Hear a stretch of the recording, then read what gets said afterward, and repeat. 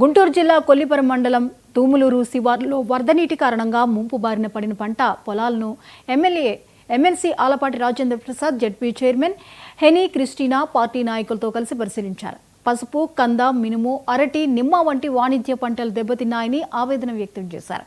ప్రభుత్వం అండగా ఉంటుందని, నష్టపరిహారం అందించేలా కృషి చేస్తామని తెలిపారు. కృష్ణానది పరివాహక గ్రామాల ప్రజల అప్రమత్తంగా ఉండాలని సూచించారు.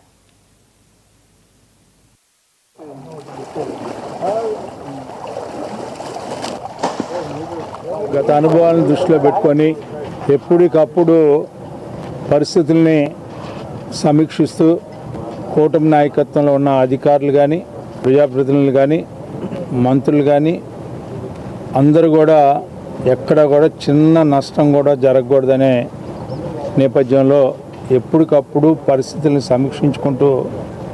సమీక్ష చేసుకుంటూ ప్రమాద సంఘటనలను ఎప్పటికప్పుడు అప్రమత్తం చేస్తూ లెవెల్ 1, లెవెల్ 2 ప్రమాదాలను కూడా హెచ్చరిస్తూ వాటర్ లెవెల్స్ని ఎప్పటికప్పుడు కింద ఎవరైతే జీవనం కొనసాగిస్తున్నారో వారందరికీ కూడా ఆ గ్రామాలకి ఇన్ఫర్మేషన్ని పాస్ చేస్తూ తీసుకున్నటువంటి కార్యక్రమం ఎక్కడ కూడా ఎలాంటి అవాంఛనీయ సంఘటనలు జరగకుండా ప్రశాంతంగా వెళ్తూ ఉంది.